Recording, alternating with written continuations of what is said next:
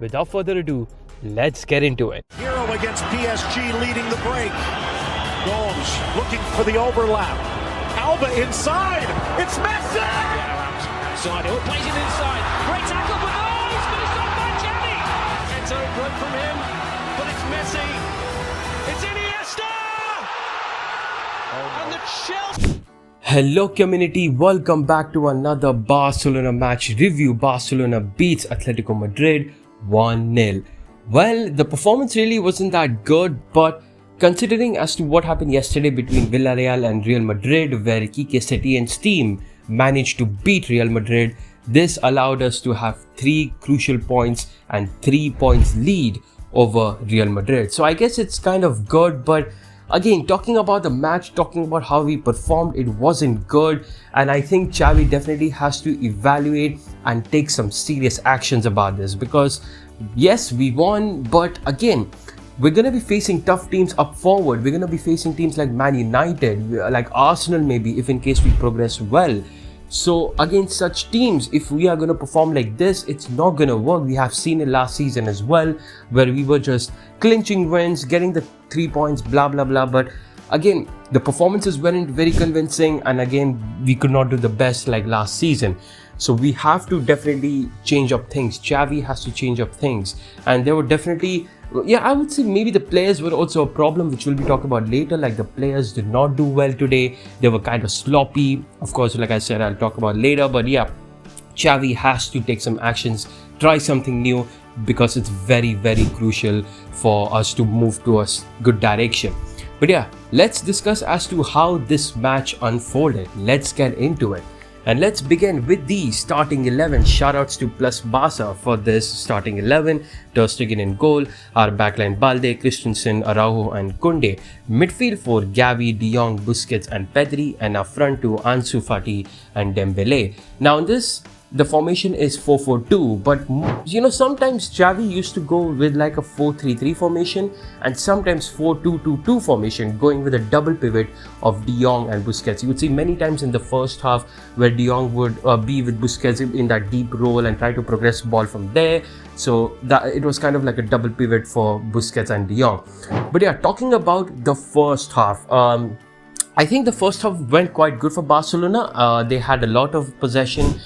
They had a lot of passes completed compared to Atletico Madrid. Things were going good for Barcelona. You know, they were having a bit control, and Atletico Madrid were not very, very dangerous. Like they had some scary counterattacks, like, you know, 2-3 scary counterattacks from the right hand side where Molina was really being dangerous.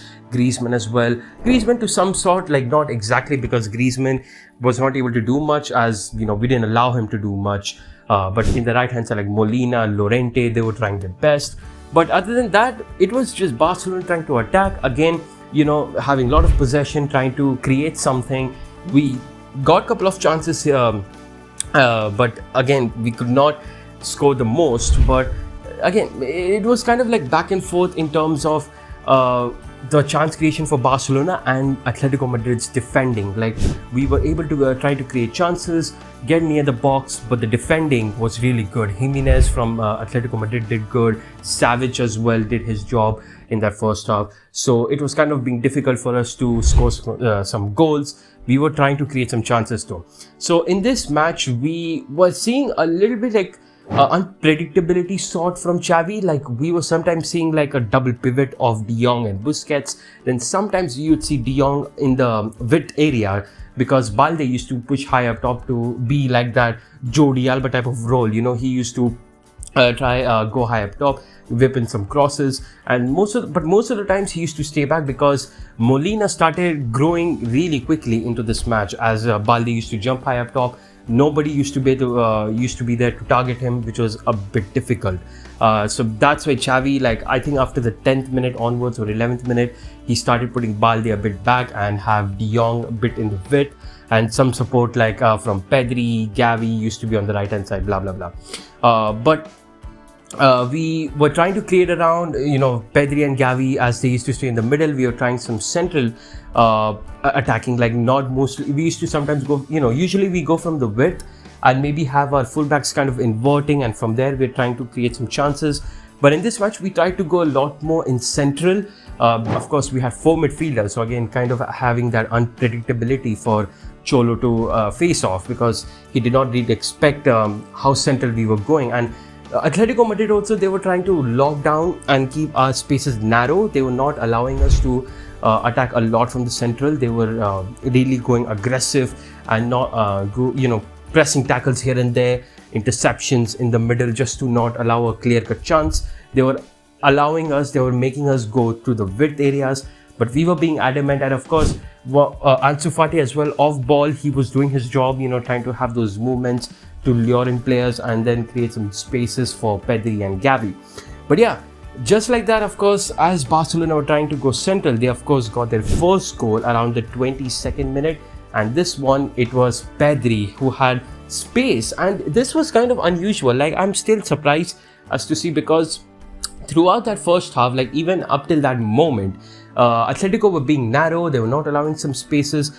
But I think this time they were caught lacking, and they were not giving up, they were not being as narrow, because definitely there was space for Pedri, who ran, had a burst of pace, then gave a pass inside to Gavi, who was inside the box right in the middle, gave a push, which was of course being questionable as to whether the goal would stand or not, because Gavi gave a tackle, he gave a push, and then after that he gave a back pass towards Dembele, and Dembele hit it bottom left corner, made it 1-0. A really good finish from Dembele, who also had a couple of chances as well in this game. Like in the first half as well, he had 1 or 2 big chances, I think. It definitely wasn't, the game, how it was for Dembele, we'll talk about later, but he had chances as well.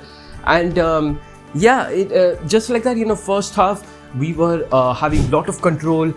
We were attacking a lot towards Atletico Madrid. Their defense, however, were doing good. And sometimes they used to give a little bit scares of counterattacks, from Felix, mostly from the right-hand side, from Molina and Llorente trying to link up to do something. So yeah, it was mostly that the case. But again, our defense as well was pretty good. Like Balde from the left-hand side tried his best to lock down Molina as much as he could, as well as Araujo, Christensen not allowing any problems in the central, Kunde from the right hand side doing his job. So it was pretty good. So yeah, just like that, it was 1-0 for Barcelona, and that was half time.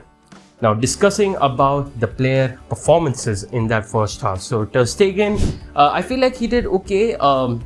I think he did decent. Nothing really much, just like getting the ball distribution around. There was some scary, counterattacks, but again, our defense were doing decent in that job. There was like a shot from Llorente. That's pretty much it from Atletico in that first half. So it was all right from Ter Stegen. His ball distribution is also okay. It was all right. Kunde at right back was, I think defensively he was good. He wasn't able to go much high up top in attack. He used to just try to pass from the deep itself, just to provide some defensive stability, which I get it, and I think it was good. Kunde did his job, whatever he had to do, he did, and yeah, it was fair play from Kunde. Araujo, rock solid, just not allowing any problems whatsoever to come for Barcelona, and I think he also did a good job. He was trying to distribute the ball a lot towards the middle areas and stuff, which was pretty good. Sometimes switching up the flanks towards in the left side, passing towards De Jong in that width area, etc. So it was good from Araujo.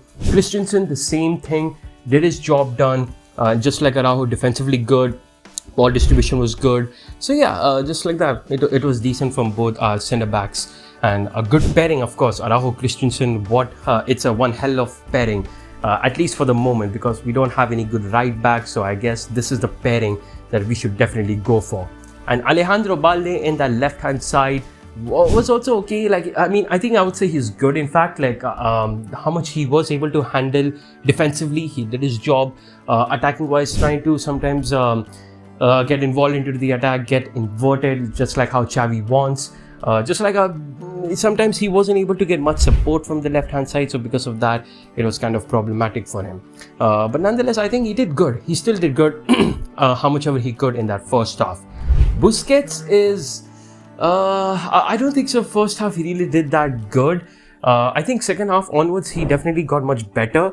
But in first half, it was an average performance. He was misplacing passes, getting beaten up in duels and stuff. Of course, he was getting recoveries and stuff, which was good.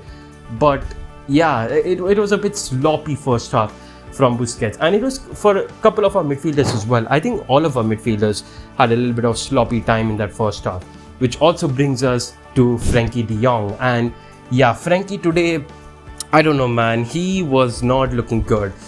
He was given kind of a different role, going to the width, sometimes coming to the central, but mostly he used to stay in the width to provide, the width, of course, while Balde used to invert. His passes and stuff were misplacing. He was losing ball a lot, but of course it wasn't just him. It was Busquets, Pedri, and Gavi as well, which we will talk about both of them later. But yeah, Frankie today in that double pivot role again, I feel like he wasn't like getting much comfortable in that role, and I feel like probably again, as I would always say, maybe a Kessie Frankie double pivot should be tried out, but I don't know if it'll happen. Nonetheless, today his performance was really not that good. Comes over towards Pedri. Pedri, I think, was actually one of the probably the best player in that first half, and maybe the whole match. Like, other than just like every midfielder losing balls, dispossessing and stuff. Other than that, I think in terms of course, he created a chance for the goal, and just like the way how he's trying to create with Gavi, and I think it was good from Pedri. Like, he was good. Of course, there's a little bit of negative points that he was dispossessing, losing balls. Other than that, I think he was good. Definitely the best player probably of the match. And yeah, Pedri did his job like he had to do. Just dispossessing was a bit problem. Gavi, I feel like, look, Gavi got the official king of the match, or MVP of the match. But I really don't think Gavi played that well. I feel like at a point, Gavi was losing ball a lot, just like every midfielder, dispossessing, and he was also like getting too much reckless in terms of the tackles. He was getting a lot of fouls. He was breaking a lot of the movement, and there was actually one moment in the first half I remember where it was very early on. Dembele was making a run, and it was Gavi like straight up. If he would have just given a nice through ball, Dembele just was on full throttle. He would have actually just run and maybe have a big chance towards goal. But Gavi just did not even, he did not even pass to Dembele. He just stopped the play. And actually, that's the same problem with Pedri. Sometimes he just pauses the game instead of just going full throttle when you have to. Like, Dembele was literally on full throttle, but unfortunately, he didn't pass to Dembele, and then the game kind of slowed down. I guess it's kind of for the control, but that was a very big chance. Like, when big chances come, it should be taken, in my opinion. But again, I guess Xavi just wanted to do it. And Gavi, I feel like, was all right. He was okay. Like, he was doing some good one-touch passes, just like Pedri. And I think Busquets also a little bit was doing it. But Pedri and Gavi mostly, these two players were doing a lot of one-touch passing, which was good. And probably other than that, I really did not like his game that much. So it was all right from Gavi. Talking about Ansu Fati up top, off ball, again, did his job, tried to lure in the players, and it allowed us to have more space, a little bit more spaces for the midfielders to attack. Even though Atletico, of course, placed a lot of players to narrow it down. Off ball, he did whatever he could. On ball, again, he really didn't have much. He was also dispossessing a lot, misplacing as well, just like every player. Like, the players were kind of sloppy today, I'm not gonna lie. But it was all right from Fati as well, I would say. Dembele on the right hand side was okay. I mean, he scored the goal, I get it, of course, but it's like he wasn't really that threatful. Like, he was, I think second half he was being much threatful. Like, he had a couple of chances, which of course we'll talk about later, but I think he was all right in the first half as well. He was misplacing, just getting beaten up as well, like by Reinildo. I didn't think so. Reinildo had really much of a tough time against Dembele, and it was all right from Dembele as well. Scored the goal, so fair few points for that. And just like that, Barcelona, of course, were in the lead 1-0. Now, of course, time for the second half. The way we started, it was kind of really worrying. And again, we were kind of getting under pressure. Atletico Madrid started attacking us. They started just go all in for us. And they had much more control in this match, or in this half, I should say, which was really weird as to, I don't know why that was being the case, because I feel like we kind of lost the control. Atletico Madrid were having a lot of possession, a lot of dangerous attacks coming up. And again, it was from the right hand side, Molina doing just whipping those crosses, dangerous ones to Griezmann inside the box. Sometimes it was Felix being close up. So it was kind of being dangerous for Barcelona. And of course, with that, Xavi kind of reacted to it. He brought in subs, like he bought Ferran Torres, he bought Kessie, he bought Rafinha towards the end, I think, and Sergio Roberto and Alonso, which were also late subs. But the usual ones, like the early ones, were Torres and of course from Kessie. Kessie, I thought he would maybe come out for Busquets, but he actually came out for Frenkie de Jong, which was, I guess it is understandable because de Jong did not have the best performance. But again, I feel like what kind of was problematic in that second half was like when we were having the ball, of course, we did not have much control. I think we were losing a lot of calmness, even with Busquets being in the field, which was kind of surprising. But the thing was that we were losing the ball a lot, and I think Atletico Madrid were also pressing much high up. Like they were not really that adamant to keep up their defensive structure. They started pressing up high. They did not allow us to have spaces, so we were dispossessing, getting dispossessed and misplacing passes as well, which was happening. And Atletico Madrid were just jumping on us, and then after that they started creating chances. And this happened throughout like the second half. Sometimes we had moments where we were getting into attacks, but it wasn't really concrete ones. There were two concrete ones for Dembele though. He had two 1v1s, I think, in that second half. The second one was quite hard with the other one was where Koundé gave a long ball to Dembele, and Dembele was in 1v1. Unfortunately, could not do the best out there. We had a couple of chances though. Also, like in first half, I forgot to mention there was like one of Pedri as well, where he was trying to chip Oblak, but then he failed that. So it was like going all right for Barcelona up till like I would say 55th minute or something, because after that craziness started. And once Kessie also came on, he was of course given as a centre midfielder, but while he was being the midfield, he was operating again like that second striker role, which again I don't really get as to why Xavi's trying that. Kessie is good defensively, like he's not that, he doesn't have that sauce in him, you know what I'm saying? Like that sauce that you see in Pedri and in Gavi, the way of that one-touch football. I feel like Kessie is kind of stiff, like he doesn't have that body movement like how Pedri and Gavi do. He cannot do that one-touch passing, he cannot, high up top provide a lot, which is why I always feel like he should probably be more defensive, because he was actually winning a lot of possession for us. He was retaining a ball a lot, he was recovering a lot in high up top. Like he was just suddenly bursting up pace, retaining the ball, and then passing towards Dembele or Ferran Torres or Gavi or Pedri, whoever it was. He was retaining it, but he wasn't providing much, which was kind of making him a useless piece in that in that midfield or in that attack. And again, I just don't know when he will ever try like having Kessie as a CDM, maybe as a double pivot in fact with Frenkie, I don't know. But really high up top, number 8 is not for him. In fact, the person who I think could have maybe suited this match much more was Pablo Torre, and again, he did not have a chance today. The way Pablo Torre operates in that 8 space, we all saw that in the match against Copa del Rey. Of course, it's intercity, fine, but you could see the skills that he has, and he could have really proven himself, he could have.